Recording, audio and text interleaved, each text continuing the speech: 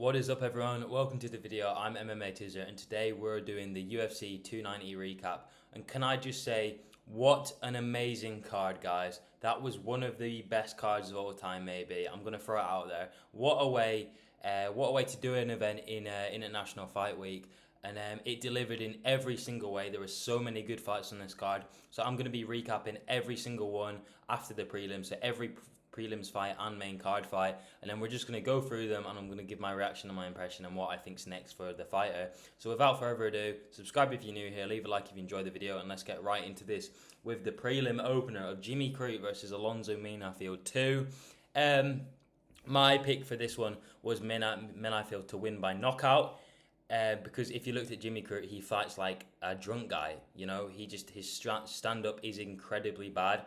And then I see a lot of people picking Jimmy Crute to win by takedown because he's the better grappler, which isn't too illogical, you know what I mean? But they did forget that Jimmy Crute hasn't really got brain power to actually decide to take someone down when he's losing a fight. So he basically just threw the fight himself. So I knew he was going to do that, so I didn't pick him. And yeah, I mean, I'm surprised Alonzo got the sub because, you know, you'd think Jimmy Crute would be better on the ground, but apparently not because it is a light heavyweight bout. So we do have to take light heavyweight with a pinch of salt because they are completely terrible. And yeah, good fight. You know, was okay to watch. Wasn't boring by any means. Wasn't as crazy as the first one though. And Alonzo Menifield, you have to give him a step up. You know, he's got a fairly good record. It was a decent performance. And he's got power too. I think there's a lot of guys he can beat in light heavyweight. So, you know, let's put him against someone ranked now. You know, number 15, number 14. Who cares? Let's do it. We move on. Yasmin Jauregui versus Denise Gomez. Well, I'm going to be honest, guys. I missed this entire fight because I went to take a drink and I looked back at the screen and Yasmin was unconscious on the floor. So well done to Denise. She did a really, really fast knockout. I think it was the quickest knockout in women's strawweight history. Very, very good. You know, she had power. She threw with conviction. And honestly, Yasmin's hype is completely dead because she was undefeated. I think she's 10-0 or something before this fight. Obviously now she's 10-1. And she took a lot of damage because that was a really big punch. So really impressive. Well done, Denise Gomez. Incredible. She got performance of the night because of that. Obviously, I saw the replay, so I did see the punch land eventually. But I just missed the actual fight because I was too busy drinking my drink. So yeah, fair play to Denise and Yasmin. I mean, MMA algebra, just guys, it just doesn't work, does it? Like, she was undefeated, she was a big favorite. You know, you're thinking she's gonna win this fight. I picked her to win, and Denise just goes and flatlines her. So there you go. That's the UFC for you. We move on. Tatsuro Taira versus Edgar Chairez. Tatsuro Taira's hype kind of died a little bit on this one, guys, because obviously Edgar was a quick opponent. This guy just literally was a short-term opponent. He wasn't the original opponent. And Tatsuro got dropped in the first round. But then he kind of recovered it because he did well on the ground because he's good on the ground. Second round, he won the second round convincingly, did Taira. He couldn't get a sub, but he was getting there and he was landing a few good elbows and stuff like that, like short-range elbows. And then the third round came about, and I realised that Tatsuro Taira isn't going to beat any good strikers in this division because, in the flyweight division, because he just looks bad on the feet. Okay, I didn't really realise in his previous fights because he was fighting guys with bad stand-up, but yeah, Edgar was definitely better than him on the feet. He was looking comfortable. Obviously, he dropped him in the first round, like I said, and in the third round, Tatsuro just didn't look good on the feet. So I'm not going to be picking this guy against any high-level striker in the division. Does he beat some of the worst guys? Yeah, you know, the all-rounders I think he beats because his grappling's kind of good. But on the feet, he's not that good, guys. So for me, as a prospect, I was thinking this guy was going to be the next big flyweight. But I don't even know if he beats Mohamed Makayev anymore. So yeah, it is really rough for him. And fair play to Edgar. He did come to fight, so, you know, good job. And considering you're that big of a favourite and everyone was expecting you to get a finish, you know, that was his money line. That's bad. You know, that was a disappointing performance. You didn't look good. You know, it wasn't a good performance. So let's take our time with him. He's young and he clearly needs time to improve because he's not as well-rounded as we thought he was. And yeah, that's all I have to say about Tatsuro Taira. Give him time. Let him focus on his striking. I'm sure he realises he needs to do that now. And hopefully he can improve, you know, and he can get better. Anyway, we move on. The final fight on the prelims. prelim headliner. It was Robbie Lawler versus Nico Price, and all I'm gonna say, guys, is Nico Price is the biggest flop ever. Like, this guy's 33 and he fights like he's 43. Like, you genuinely think Robbie Lawler was the 33-year-old in this fight, not that he was the 42-year-old. But I mean, what a way to go out for Robbie Lawler. I'm not gonna lie, guys, looked insanely rigged. Looked like Nico took a dive, or Nico, should I say, took a dive. Very weird knockout. He kind of like, the punches just didn't look like knockout punches. I don't know how else to explain it, but go back and look at it in slow-mo, and it's kind of like a weird, I don't know, I just don't really know how Nico was knocked out by that. I thought he was probably going to win because Robbie Lawler is old, but then obviously I clearly forgot that Nico Price actually has, no, I don't know, forward energy or strength, just like getting destroyed by a 42-year-old. So that's crazy. Fair play to Robbie Lawler, legend of the sport. If anyone should have won this fight, it should have been him. So I'm glad he did. He's a great company man for the UFC, been there for like 20 years nearly. And fair play, great job. What a way to end your career. And it was nice that because they finished him early, they got they had a video for it to show, and it had all his like best moments and his highlights and some of like his interviews and stuff. So that was really good to see, and he was getting really emotional, and he had a nice send off, and they didn't rush it. So that was really good. Good from the UFC, because they love to rush things nowadays. They literally just shut people off halfway through their mic. And great job by Robbie Lawler. Good retirement. Nico, mate, this guy literally needs to just be fed to the most terrible guys at the bottom of the prelims. That's where he belongs after that performance. We move on. Middleweight bout of Bo Nickel versus Val Woodburn, who stepped in on short notice. And all I'm going to say is fair play to Val Woodburn for stepping in, okay? Because obviously the odds were against this guy.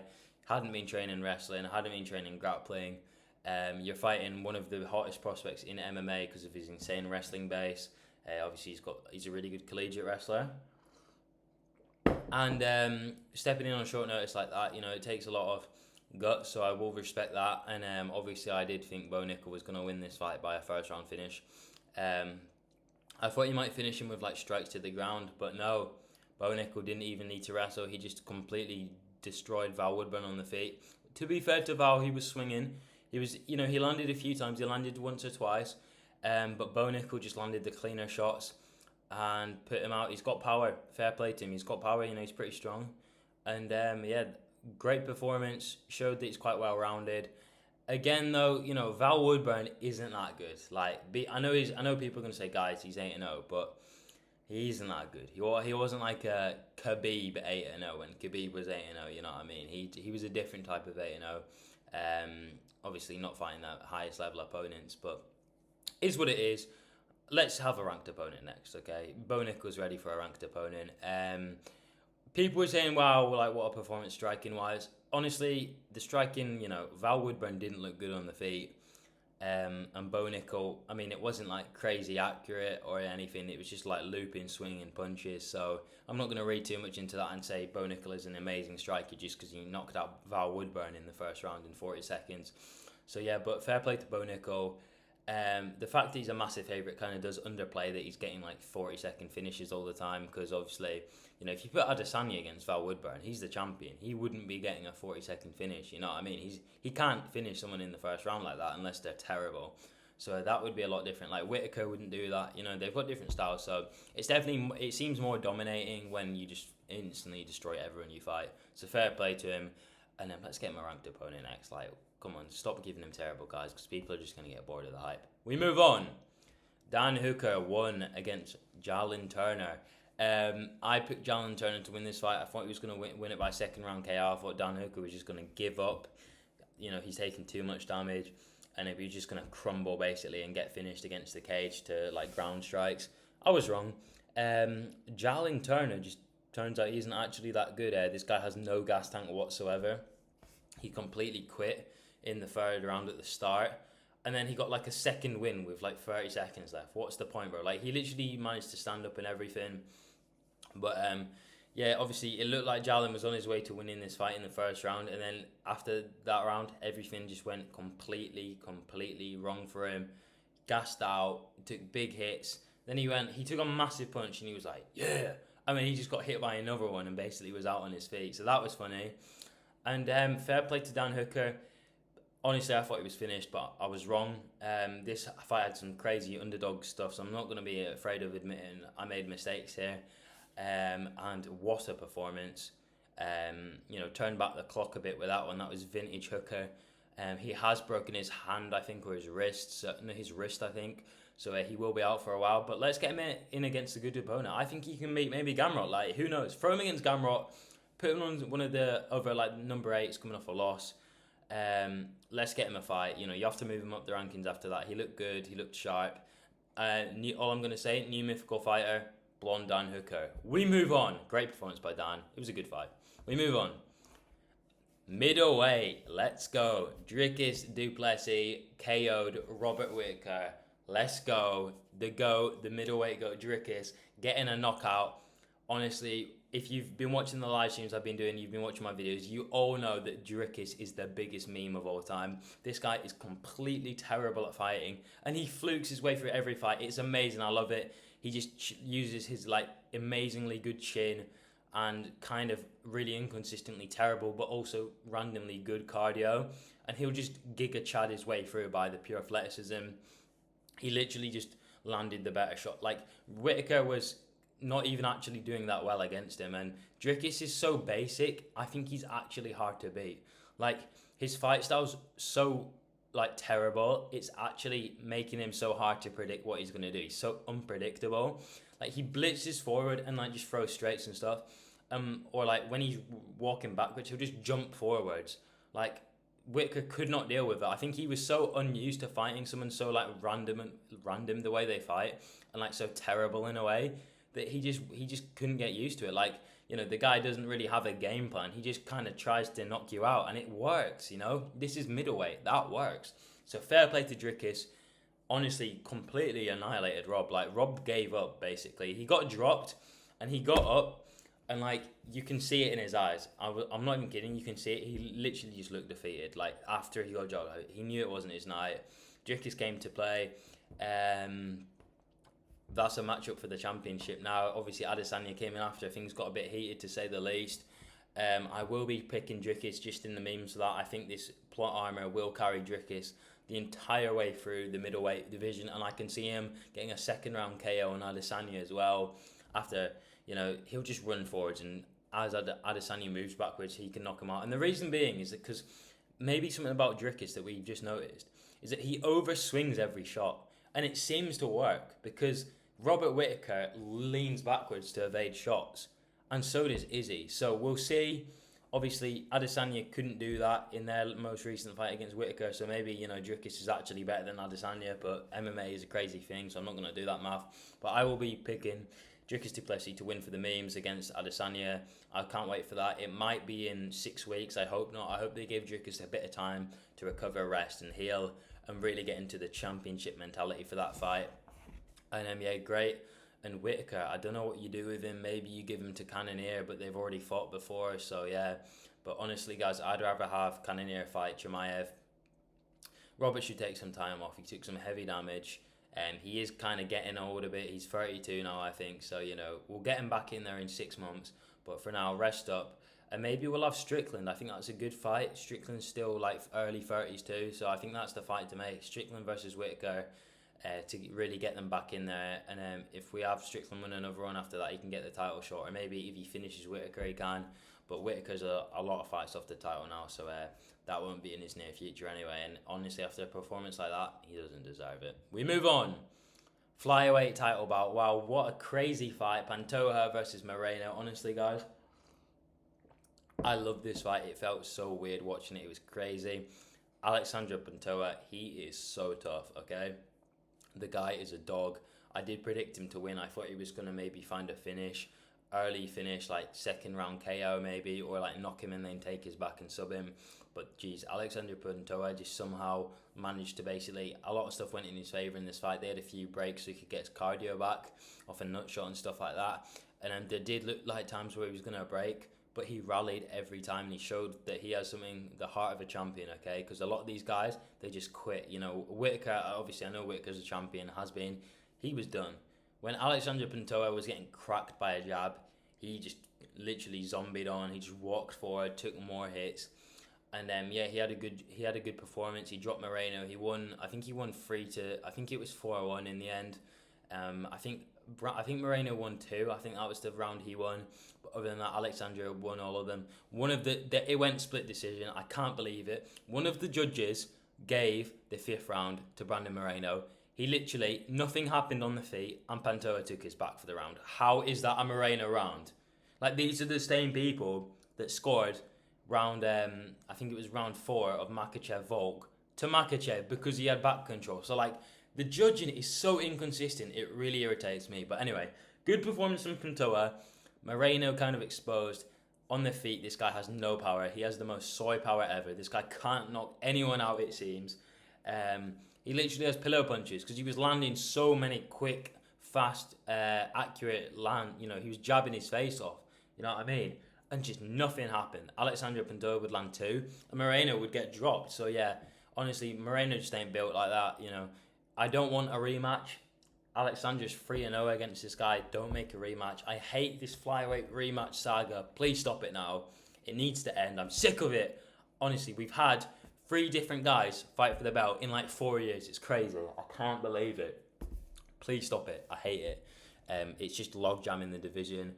Brandon just needs to go now. I'm getting annoyed by him. He's really doing my head in at this point with his annoying voice. But other than that, amazing performance from Alexandra Pantoja. Brandon didn't look bad either, though. Brandon needs to go and fight one of these other flyweights, and we'll give Brendan Royval the title shot. We move on. The main event of the evening, Yair Rodriguez versus Alexander Volkanovski. And obviously I was picking Alexander Volkanovski to win this one. I was going with a decision win, or maybe a late finish, like 4 or 5. But no, he just proved why he's levels above these guys. No one beats this guy featherweight. This guy is the featherweight GOAT. This guy literally just became Khabib with good striking. Like, he just destroyed him on the ground. Obviously, I think Yair could probably guess he was going to take him down, but I don't think he was going to put that much grappling pressure on him. Obviously, the training from the Islam fight came into use here. He just mauled him, basically. He took him down repeatedly, took his back, beat him up in round 1, beat him up in round 2. Round 3 was a lot more close. You know, Yair was having moments on the feet. He was landing good leg kicks, landed a few kind of on the head. They were partially blocked. Landed a good straight down the middle, I think, on Volk. And then Volk just landed an insane right. You know, Yair's boxing is not that good. When he's up close, it's not that good. Whereas Volk up close is really good. He's got good head movement. Yair's always better at range. And he just usually utilises his kicks. But when he can't, he's just not as good. And he just got rocked on the feet. Alexander just literally shot in. It was so cool. He just so well trained. You can tell he's been doing that one in the gym. And he just did a power takedown and just slammed him down and then just destroyed him. Stack guard just absolutely destroyed him, basically. It was over after that, and Yair just showed up and gave up. And then when the fight was called, Yair was just like, yeah, I just saw him on the camera. He said, he was like, yeah, I'm not beating that guy ever, am I? Because he'd never been in there with someone that good. You know, I know Yair got taken down by Josh Emmett and stuff, but it was so different. It was so much more competitive. Alexander Volkanovski is the featherweight GOAT. What a performance. He seemingly gets better every time. And the fight I want to see now, I don't want to see Topuria versus Volk, because Topuria is just going to get smoked in 2 rounds. Let's be honest, guys. He's just going to get taken down and gas and get subbed or destroyed by Volk. No one is on Volk's level. Topuria will lose to him. The fight I'm more interested in seeing is Makhachev Volk 2, because Volk can actually beat Makhachev now. I think Volk might even try and wrestle Makhachev. I'm not even kidding. I'm actually going to pick him to win that rematch. I picked Makhachev, but I'm picking Volk after that performance. I think wrestling Volk is actually going to be the guy to beat Makhachev if they have that fight, and they should have it. But crazy good fight. You know, great performance by Volk. I mean, it's what we expect of him at this point. Let's get that Makhachev fight. Yair. Let's put him against Topuria. Why not? Let's have him against Topuria. If Volk's fighting, you know, Makhachev, Topuria. If not, have Volk fight Topuria, but he'll just destroy him in 2 rounds and destroy another prospect. So it's up to them, because Volk's going to retire in a year or 2. So do they want to ruin all their prospects or have another Makhachev fight at lightweight and logjam the division a little bit? I know which one I'd rather do. And that was the event. So yeah, amazing event. I loved it. It was one of the best events I've ever watched, probably, maybe the best.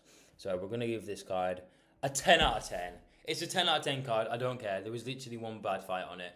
And amazing performances all around. Crazy card. I'm really glad Dricus won. That was the fight I wanted to go that way, and it did, even though I didn't think it would. And crazy. I can't wait. Subscribe. Leave a like if you enjoyed the video. You don't want to miss any future content. I'm back. I had to take a break. I was too busy doing something else. I was really busy, so sorry about that, guys. But we will be back on the upload ground now. Subscribe if you're new. Leave a like. I'm MMA Tizzer. Thank you guys for watching. Comment down below what you thought of the event, and I'll see you guys in the next one. See ya.